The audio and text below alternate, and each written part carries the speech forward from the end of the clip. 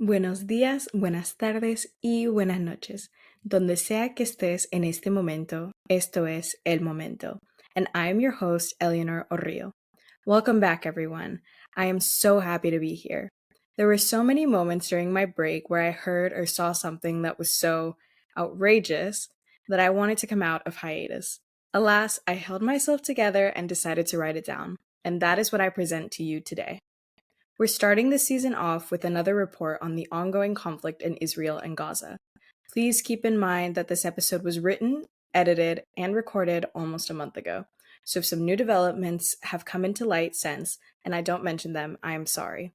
With that being said, get ready because this is probably one of our best seasons ever.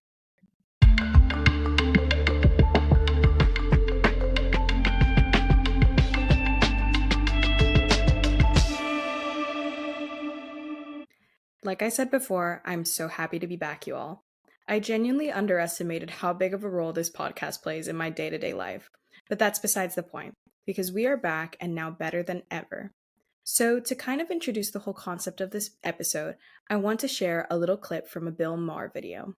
Now, this episode is called Gender Apartheid, and he is discussing how college students that participate in protests regarding Gaza and Israel are in the wrong, and that there are more important issues that we need to look at. Now, according to law, I can't play the video he put out, but I'm going to read some snippets from the transcript. He begins the episode almost trashing on college students by saying, quote, "You can't side with the people who ruthlessly oppress women without at least getting a taste of what you're supporting. But 3 cheers for you for having the impulses to seek a cause in something bigger than yourself. It's just that the one you picked, you missed the boat by an effing mile." So this is kind of where he gets the ball rolling on what exactly he is going to bring up. About missing the boat by a mile, I don't know, Bill. I think you might be missing the point of these protests, because this is where things begin to derail in conversation. He suddenly brings up women and talks about how, quote, "Right now, hundreds of millions of women are treated worse than secondhand citizens," which, yes, I do agree with. But you also have to admit that that's not what you were talking about a second ago. He continues on by saying that, quote, "Iranian authorities are waging a war on women that subjects them to constant surveillance, beatings, sexual violence, and detention." Once again, also a very important issue, but not what we were talking about. At one point in the episode, he calls out feminists by bringing up an image of a woman in a niqab, which is a very concealing cloak worn by Muslims, and a picture of Kanye West and wife Bianca Censori, where Bianca is wearing a bikini and ultra mini skirt. He says that there should be a, quote, "happy medium between a husband making his wife wear this," referring to the niqab, and a husband making his wife wear this, referring to Bianca. How about a husband not making his wife wear anything? Or is that too far off the boat for you? He also says, "Kids, if you really want to change the world and not just tie up Monday morning traffic, this is the apartheid that desperately needs your attention." Which, once again, is completely rational and something really important, but not at all what you were talking about a moment ago. He ends the episode by saying this: "I hate to have to be the one to break it to you kids, but non-white people can do bad things too. In my mind, and I hope most people's, anyone can commit a crime. It doesn't matter what race or ethnicity you are. The problem arises when your race and ethnicity play a role in the way you are treated during criminal proceedings. No one should be more favored than someone else, and no one should be pushed aside." So, what is my point?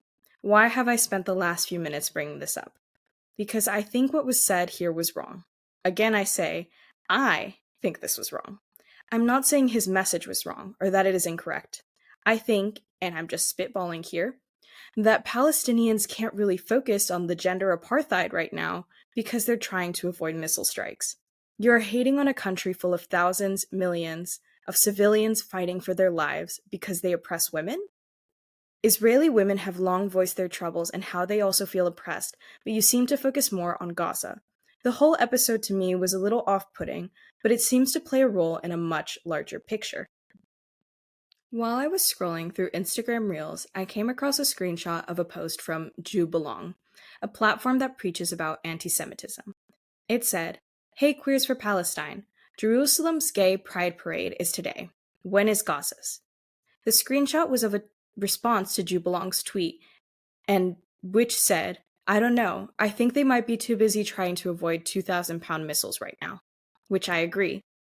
Similarly to what Bill Maher did in his episode, although the issue you are bringing to light is equally important, you need to put into context the situation and the circumstances of the country. What's your point in trying to bring to light Gaza's lack of a pride parade? Are you trying to make people feel less sympathetic for their cause? Because, on the contrary, it's almost embarrassing that you, as an organization, are trying to make yourself look better by bringing another nation down.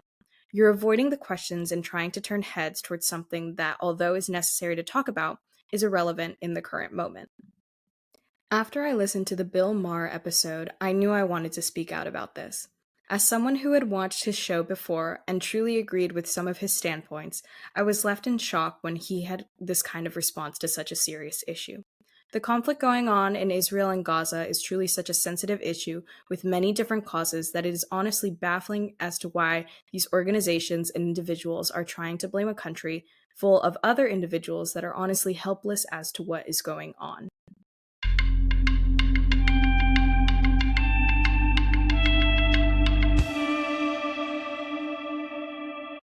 I hope you all enjoyed the premiere of Season 2 of El Momento.